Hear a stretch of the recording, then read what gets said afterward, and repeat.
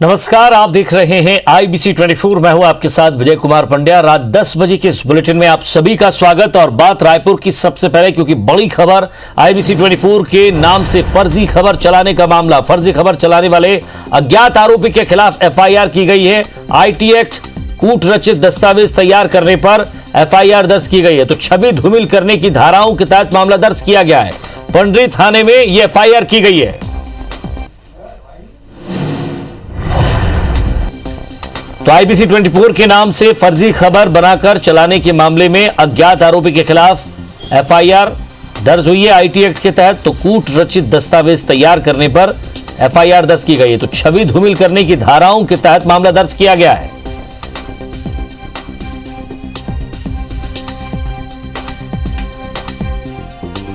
IBC 24 के संवाददाता ने यहाँ पर थाना पंडरी पहुँच करके एक रिपोर्ट दर्ज कराया है कि IBC 24 का लोगो और बैकग्राउंड का cut screenshot breaking news honourable minister mister TS Singhdeo अपने 50 समर्थकों के साथ दिल्ली रवाना हुए हैं, ऐसा चलाया जा रहा था। इस पर थाने में IT एक्ट और 469 471 IPC के अंतर्गत मामला पंजीबद्ध करके विवेचना में लिया गया है। तो ये वो स्क्रीन है जिसे फेक न्यूज चलाई जा रही थी और TS सिंहदेव के नाम से ये फेक न्यूज थी, जिसे दिल्ली रवाना करने के साथ साथ आलाकमान से चर्चा करने की बात थी। फर्जी खबर चलाए जाने पर हमारे संवाददाता तहसीन जैदी हमारे साथ जुड़ गए। तहसीन, जरा विस्तार से बताएं पूरा मामला। IBC 24 मध्य प्रदेश छत्तीसगढ़ का एक विश्वसनीय चैनल है। उसके नाम से जिस तरीके उसका पूरा जो लेआउट लेके कुछ असामाजिक तत्वों ने आज सुबह जो है एक भ्रामक की स्थिति निर्मित करने के लिए एक चैनल का बैकग्राउंड और लोगो को यूज करके एक सोशल मीडिया पे एक खबर चलाई थी, जिसमें जिस तरीके से स्वास्थ्य मंत्री के बारे में कि 50 समर्थक लेके दिल्ली रवाना हुए, इस तरीके की एक भ्रामक खबर फैलाई थी और जिसको IBC 24 ने तत्काल ही फेक खबर घोषित किया था। और उसके बाद जो है इसकी एक शिकायत जो है पुलिस के आला अधिकारियों से की गई थी। उन्होंने इसको गंभीरता से लिया क्योंकि ये पूरे प्रदेश के लिए एक भ्रामक खबर थी। तो उसमें जो पंडरी थाना है इसमें 469, 471 और 66C के तहत इसमें पंडरी थाने में इसमें FIR दर्ज की गई है अज्ञात असामाजिक तत्वों के खिलाफ। तो अब ये है कि पुलिस इसमें जांच उसने शुरू कर दी है तत्काल शिकायत मिलते ही। उसमें इस बात की पतासाजी इसमें की जा रही है कि ये जो खबर बनी है और जहां से फैली है, दो दिशाओं में पुलिस जो है वो उसमें जांच उसमें शुरू कर दी है। और उसमें 3 सदस्यीय जो टीम है जिसमें IT एक्सपर्ट भी हैं पुलिस के, उनको शामिल किया गया है। और इसमें अभी जो है उसमें आज से जांच इसमें शुरू कर दी गई है। और जिसमें जिस तरीके से कहा गया था कि इसमें जो TS सिंहदेव जी जो है वो 50 विधायकों के साथ गुप्त मीटिंग और सिंहदेव समेत 4 मंत्री दिल्ली रवाना, नेतृत्व परिवर्तन को लेकर आलाकमान से चर्चा, ऐसा करके खबर उन्होंने चलाई थी असामाजिक तत्वों से। तो अब पुलिस जो है, पुलिस का ये कहना है कि अब इसमें जिस तरीके से लास्ट जो जहां से ये बना है और जहां से ये चला है मैसेज, उसकी पड़ताल के लिए अब एक विशेष टीम जो है वो गठित की गई है, जिसमें पुलिस के साइबर एक्सपर्ट भी शामिल है। तो कुल मिला के कह सकते हैं कि बड़ी खबर ही निकल के आई है कि इसमें IBC 24 के खिलाफ जो है जो उसमें कूटरचित करके उसमें एक बैकग्राउंड और इस पूरे मामले में क्या ये पता चल पाया है कि कहां से ये फेक न्यूज चली है, किस सोर्स से आई है, क्या सर्वर था या क्या IP एड्रेस था उसका, या किस मोबाइल से बना है या कंप्यूटर से बनाया गया है? जी बिल्कुल, जिस तरीके से पुलिस ने अभी इस बात के जरूर संकेत दिए हैं कि उनके हाथ में कुछ एक महत्वपूर्ण क्लू जरूर मिला है। अभी हालांकि पुलिस ने उस बात का खुलासा नहीं किया है कि इसमें किस तरीके के इसमें उनको क्लू मिले, लेकिन पुलिस इस बात को आश्वस्त है कि उसके पास कुछ ऐसा लिंक मिला है कि उसमें वो, जहां तक उनका ये दावा है कि वो बहुत जल्द जो है उसके आखिरी जो सोर्स है उस तक वो पुलिस पहुंच जाएगी। तो कुल मिला के पुलिस ने ये मामला जो है इसमें छवि धूमिल करने के लिए और भ्रामक खबर फैलाने के लिए IT एक्ट 66C के तहत जो है मामला इसमें दर्ज कर लिया अज्ञात सामाजिक तत्वों के द्वारा के खिलाफ। जी तहसीन, नजर बनाए रखिएगा, आगे भी आपसे अपडेट लेते रहेंगे। बहुत बहुत शुक्रिया इस तमाम बातचीत के लिए।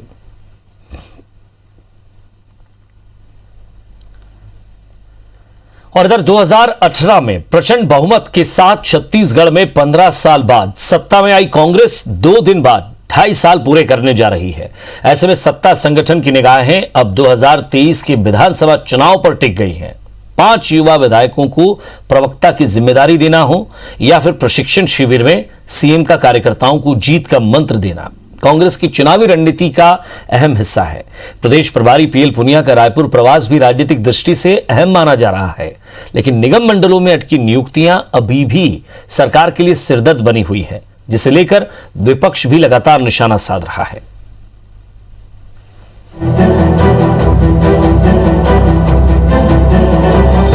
आपके टेलीविजन स्क्रीन पर दिख रही ये 4 अलग अलग तस्वीरें छत्तीसगढ़ कांग्रेस के प्रभारी पीएल पुनिया के रायपुर दौरे की हैं। पुनिया का रायपुर प्रवास करीब 24 घंटे का रहा, लेकिन राजनीतिक सरगर्मियां चरम पर रहीं। वैसे जब प्रदेश प्रभारी पीएल पुनिया छत्तीसगढ़ आते हैं, तब निगम मंडल नियुक्तियों की सुखबुगाहट तेज हो जाती है। इस बार भी ऐसा ही हुआ। रायपुर एयरपोर्ट पर निगम मंडल, बोर्ड और आयोग में नियुक्ति के लिए सैकड़ों दावेदार उन्हें रिसीव करने पहुंचे थे। गिनेता एयरपोर्ट से लेकर वीआईपी रोड स्थित निजी होटल तक साथ साथ नजर आए। हालांकि इस बार पुनिया ने संकेत दिया है कि जल्दी ही बची हुई निगम मंडल की नियुक्तियां कर दी जाएंगी। सूची तैयार है, हाई कमान के अनुमोदन का इंतजार है। वो प्रोसेस है और मैं अंतिम रूप से हमारे राष्ट्रीय अध्यक्ष श्रीमती सोनिया गांधी जी के अनुमोदन के बाद, उनके अप्रूवल के बाद ये लिस्ट जारी होती है, तो वो उसी प्रोसेस में है और मैं समझता हूँ कि वो प्रोसेस जल्दी पूरा होगा। निगम मंडल की नियुक्ति की सुखबुगाहट के बीच प्रदेश प्रभारी से कांग्रेस कार्यकर्ताओं का मेल मुलाकात का दौर जारी रहा।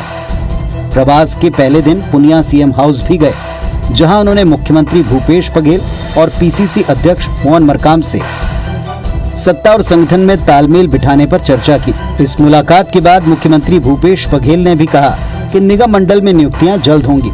इस पर बीजेपी ने तंज कसते हुए कहा कि निगम मंडल को लेकर पहले मुख्यमंत्री भूपेश बघेल और पीएल पुनिया आपस में सहमति बना लें। पुनिया जी से इस मामले में चर्चा हुई और जो बचत निगम मंडल वगैरह हैं उसके बारे में अध्यक्ष जी के साथ भी बैठक हुई है और विचार विमर्श किए हैं। मैं समझता हूँ कुछ नियुक्तियाँ जल्दी होगी, कुछ नियुक्ति फिर बाद में। पिछले 2 सालों से कार्यकर्ताओं के साथ में वो अन्याय कर रहे हैं। कार्यकर्ताओं को जो सम्मान मिलना चाहिए वो नहीं मिल रहा है। अगर किसी राजनीतिक दल में इतने लंबे समय तक कार्यकर्ताओं के साथ में अन्याय होगा तो कार्यकर्ता उसको कभी भी बर्दाश्त नहीं करेगा और आने वाले समय पर वो अपनी ही पार्टी को सबक सिखाएगा। निगम मंडल में नियुक्ति की सुखबुगाहट और उस पर जारी सियासत के बीच कांग्रेस सरकार और संगठन ने मिशन 2023 की तैयारी भी शुरू कर दी है। रायपुर स्थित राजीव भवन में कांग्रेस कार्यकर्ताओं का प्रशिक्षण कार्यक्रम इसी का हिस्सा है। शिविर के दूसरे दिन मुख्यमंत्री भूपेश बघेल और प्रभारी पीएल पुनिया ने संबोधित करते हुए कार्यकर्ताओं को जीत का मंत्र दिया। सीएम ने आगामी विधानसभा चुनाव के लिए अभी से कार्यकर्ताओं को जुट जाने के लिए कहा। साथ ही ये भी कहा कि विपक्ष के हर सवाल का जवाब कार्यकर्ताओं के पास होना चाहिए, पर सबसे बड़ा सवाल वही है, निगम मंडल में नियुक्तियों के लिए दावेदारों का इंतजार और कितना लंबा खिंचेगा। आखिर 30 निगम मंडल पर नियुक्तियां कब होंगी? राजेश मिश्रा, IBC 24, रायपुर। और छत्तीसगढ़ में कांग्रेस सरकार के 2.5 साल पूरे होने पर भाजपा सरकार पर वादा खिलाफी करने का आरोप लगाते हुए महाअभियान चला रही है और इसी कड़ी में प्रदेश भर में भाजपा नेता अलग अलग जगहों पर जाकर सरकार की कामकाज पर सवाल खड़े कर रहे हैं। रायपुर में पूर्व मंत्री बृजमोहन अग्रवाल और श्रीचंद सुंदरानी ने लोगों के बीच जाकर सरकार के 2.5 साल के कार्यकाल को लेकर सवाल किया। भाजपा के इस अभियान पर मुख्यमंत्री भूपेश बघेल ने कहा कि भाजपा के पास अब कोई काम नहीं बचा है। हमसे जवाब मांगने से पहले उन्हें खुद बताना होगा कि 15 साल उन्होंने क्या किया। वहीं कैबिनेट मंत्री रविंद्र चौबे ने कहा कि भाजपा पहले यह बताए कि उसने धान बोनस का वादा क्यों नहीं निभाया और महंगाई पर प्रधानमंत्री क्यों चुप हैं। जवाब भूपेश बघेल की सरकार को देना है, कांग्रेस पार्टी को देना है, क्योंकि सरकार उनकी है, अभी हम नहीं है और हमको तो जनता ने जवाब दे दिया। अब जवाब कांग्रेस की सरकार को देना है कि बेरोजगारों को 2500 रुपए बेरोजगारी भत्ता क्यों नहीं मिल रहा है, बेरोजगारों को रोजगार क्यों नहीं मिल रहा है, शराबबंदी लागू क्यों नहीं हो रही है, छत्तीसगढ़ में भू माफिया जमीनों पे कब्जा क्यों कर रहा है। सबके लिए जो योजनाएं लाई उन सबको बताने का आवश्यकता है और उसके साथ साथ ये भी बताने की आवश्यकता है कि 15 साल से भारतीय जनता पार्टी को शासन में क्या क्या हुआ और अभी जो एनडीए की सरकार है जो 7 साल हो चुकी है वो किस प्रकार से लोगों को सच दिखाया, क्या क्या वादे किए थे केंद्र सरकार ने और अभी तक धरातल में क्या हुआ। 300 रुपया बोनस देने का वायदा किया था, जनता को धोखा क्यों दिया? आपने कई सौ रुपया समर्थन मूल्य देने का वायदा किया था, जनता को धोखा क्यों दिया? हम नान की बात नहीं पूछ रहे हैं, धान की बात नहीं पूछ रहे हैं, खदान के भ्रष्टाचार की बात नहीं पूछ रहे हैं, पनामा की बात नहीं पूछ रहे हैं। फिर इसका उत्तर तो उनको गांव में जाके देना पड़ेगा। और मुख्यमंत्री शिवराज सिंह चौहान दिल्ली के लिए रवाना हुए हैं। सीएम शिवराज कल प्रधानमंत्री मोदी से मुलाकात करेंगे। इस दौरान एमपी सरकार के कामकाज पर बातचीत हो सकती है। एमपी के राजनीतिक मुद्दों पर भी चर्चा की संभावना जताई जा रही है।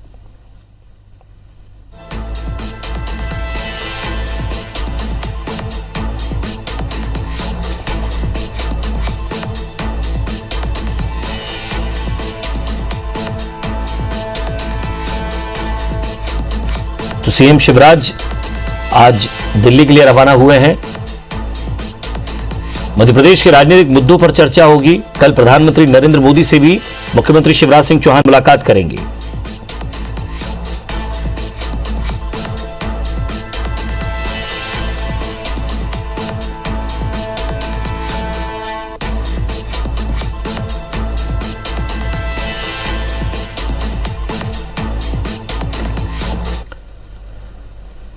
चिकित्सकों और चिकित्सा कर्मियों पर हो रही हिंसक गतिविधियों को लेकर इंडियन मेडिकल एसोसिएशन रायपुर के पदाधिकारियों के एक प्रतिनिधि मंडल ने राज्यपाल से मुलाकात करके ज्ञापन सौंपा है।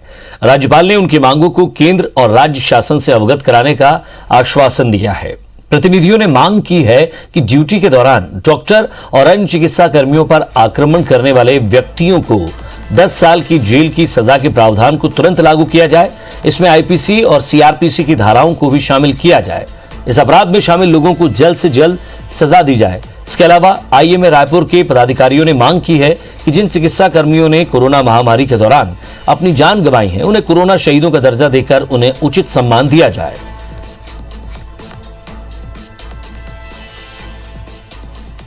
डॉक्टर्स के ऊपर काफ़ी ज़्यादा अटैक हो रहे हैं पूरे देश में। उनको फिजिकली भी काफ़ी हर्ट किया जा रहा है। कई लोगों ने अपनी जान गंवा दी इन हमलों में। राज्यपाल मैडम को एक ज्ञापन हमने सौंपा है जिसमें हमारी मुख्य मांग यह है कि एक सेंट्रल लेवल पे कानून है लेकिन उसका इम्प्लीमेंटेशन अभी तक हो नहीं पाया है। इसके तहत कम से कम 10 साल की सज़ा का प्रावधान है और लेकिन हम ये चाहते हैं कि उस कानून का जल्द से जल्द इम्प्लीमेंटेशन हो। बालाघाट पुलिस ने अंतर्राज्यीय साइबर फ्रॉड गिरोह का भांडाफोड़ किया है। इस मामले में 8 आरोपियों को गिरफ्तार किया गया है। गिरोह से 300 से अधिक मोबाइल फोन, 10 लाख नगद, 30 से ज्यादा बैंक खाते फ्रीज किए गए हैं। 75 से अधिक क्रेडिट कार्ड को जब्त किया गया है। इसमें 300 से अधिक ऑपरेटर को चिन्हित किया गया है जो फर्जी तरीके से ठगी करते थे।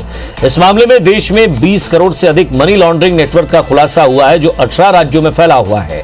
पुलिस ने आयकर विभाग और ईडी से भी संपर्क किया है। केंद्रीय गृह मंत्रालय, मध्य प्रदेश पुलिस, झारखंड, आंध्र प्रदेश और कई राज्यों की पुलिस टीमों के वित्तीय फ्रॉड शाखा ने संयुक्त कार्रवाई के दौरान इस बड़े अंतर्राज्यीय साइबर धोखाधड़ी नेटवर्क का पर्दाफाश किया है।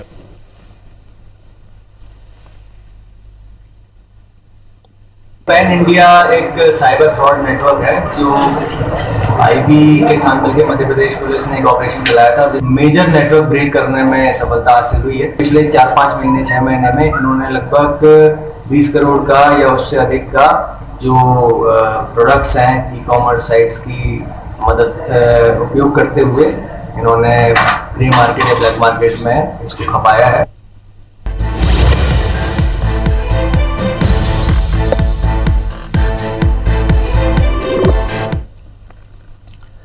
ब्रेक के बाद एक बार फिर से आप सभी का स्वागत और एक नजर बिग न्यूज पर। गृह मंत्री अमित शाह ने बारिश के मौसम की तैयारियों को लेकर बैठक ली है। बैठक में कई प्रदेशों समेत बड़े अधिकारियों से भी बातचीत हुई है। मौसम विभाग के अनुसार पछुआ हवा की वजह से उत्तर भारत के कई हिस्सों को अभी मानसून के लिए थोड़ा और इंतजार करना पड़ेगा।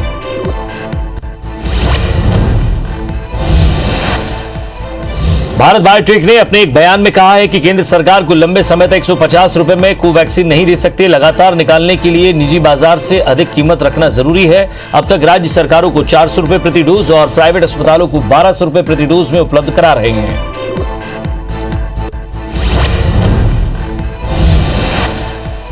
मिजोरम के शीर्ष नेताओं ने राज्य सरकार से पड़ोसी राज्यों के साथ सीमा विवादों को सुलझाने के लिए उपाय करने की अपील की है। मिजोरम चर्च के लीडर्स ने राज्य के सीएम जोरामथंगा से मुलाकात की और भारतीय संविधान की 8वीं अनुसूची में मिजो भाषा को शामिल करने की मांग की।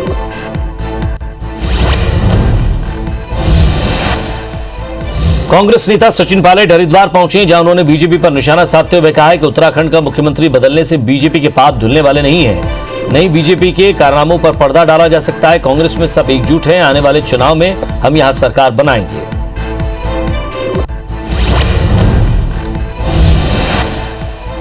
कोरोना की तीसरी लहर से निपटने के लिए देश भर में 50 नए मॉड्यूलर अस्पताल बनेंगे और इन मॉड्यूलर अस्पताल में ऑक्सीजन सपोर्ट और दूसरे लाइफ सपोर्ट सिस्टम की सुविधा होगी। कई एक्सपर्ट लगातार देश में कोरोना की तीसरी लहर की चेतावनी दे रहे हैं। दुर्ग नगर निगम के इंदिरा मार्केट में सब्जी व्यवसायियों के चबूतरे में बन रहे शेड निर्माण में बड़ी गड़बड़ी सामने आई है। इस मामले की शिकायत विपक्ष के सत्ता के साथ साथ विपक्ष के वरिष्ठ पदाधिकारियों ने भी की है। दरअसल इंडिया मार्केट में धूप और पानी से बचाव के लिए शेड निर्माण किया जा रहा है, जिसकी लागत लगभग 62 लाख है। लेकिन शेड के लिए बनाई जा रही बेस में ही निर्माण संबंधित खामियां पाई गई हैं, जिसके बाद कार्य की जांच कर दोषी अधिकारियों के खिलाफ कार्रवाई की मांग की गई है। अगर ये शेड पूरे लग जाते अगर देखने के पहले, तो शहर के कई लोगों की जान आफत में आ सकती थी। केवल प्लेट लगाकर उस पर ऊपर बोल्ट कसा गया है। बोल्ट का नीचे में कहीं पर भी कोई औचित्य नहीं है। इसमें मिली भगत लगती है ठेकेदारों की, अधिकारियों के साथ। पूछता हूँ, निगम का अमला 3 माह कहाँ सोता रहा? जब लॉकडाउन लगा रहा तब इस भीड़ भड़क्के वाले मुख्य बाजार के काम को हमको कर लेना चाहिए था। इस तरीके से इन्होंने भ्रष्टाचार को जन्म दिया है। हम इसकी जांच कराएंगे और अगर संतुष्ट नहीं हुआ तो भारतीय पार्षद दल इसके लिए उग्र आंदोलन करेगी और इसकी जांच की मांग करेगी। रायगढ़ जिले में खाद्य विभाग ने समितियों में धान का स्टॉक जीरो शो करने के लिए राइस मिलर से धान का उठाव तो करा दिया, लेकिन मिलर्स अब धान जमा करने में लेट लतीफी कर रहे हैं। दरअसल जिले के राइस मिलर्स के पास लगभग 19 लाख क्विंटल सरकारी चावल पड़ा है। मिलर्स चावल जमा करने में लेट लतीफी कर रहे हैं। बारिश के 4 माह बाद नई खरीदी शुरू होगी, जिसका फायदा उठाकर मिलर्स पुराने चावल को एफसीआई में जमा करके एडजस्टमेंट की तैयारी में है। हालांकि मिलर्स लेट लतीफी की बात को खारिज कर रहे हैं। हमारा जिला बहुत आगे है मिलिंग प्रक्रिया में। सड़ा हुआ धान और गुणवत्ताविहीन धान को उठाने में जो परेशानी हम लोग को आ रही है ना, वही बस एक बात है। अगर शासन हमारा सहयोग करेगी तो निर्धारित समय में पूरे मिलिंग कार्य हो जाएगा। चावल जमा करने के लिए निर्देशित किया कि कुछ चावल तो अल्टरनेट इनको जसपुर भी जमा करना है। इसके लिए अभी जसपुर इनको भेजा जा रहा है। अल्टरनेट यहाँ जमा करेंगे, इसके बाद फिर जसपुर जाएंगे। इस कारण इस तरीके से चावल का जमा कराया जाना है। और एफसीआई के चावल में थोड़ा विलम्ब हो रहा है क्योंकि उनका थोड़ा जगह की कमी रह जाती है, इस कारण से जमा नहीं हो पा रहा है। जमा उसमें भी कराया जाएगा।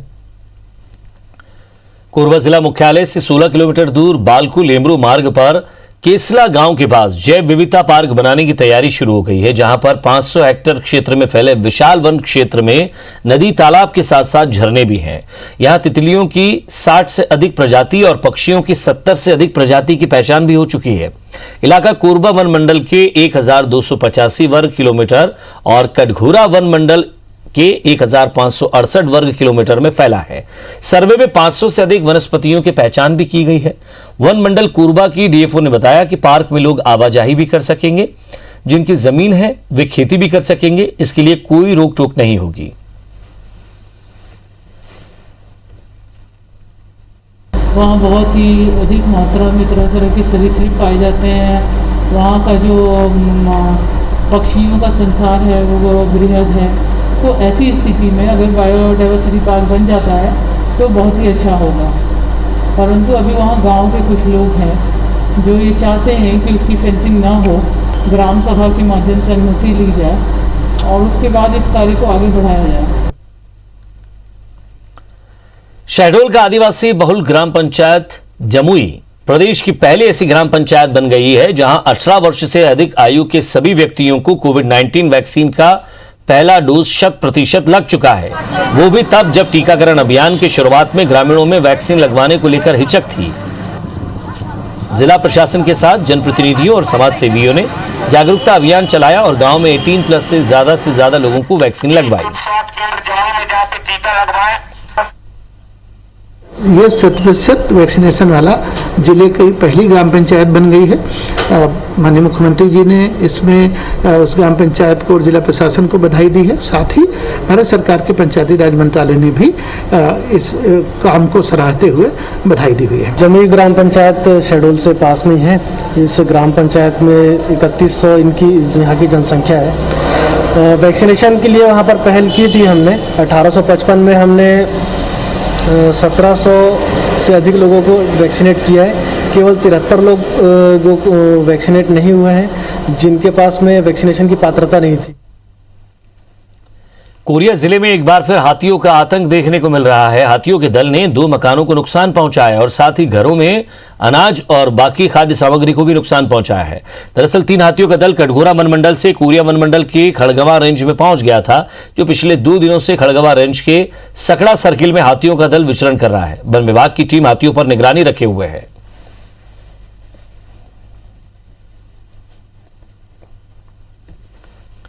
और इसी के साथ फिलहाल इस बुलेटिन में इतना ही। नमस्कार।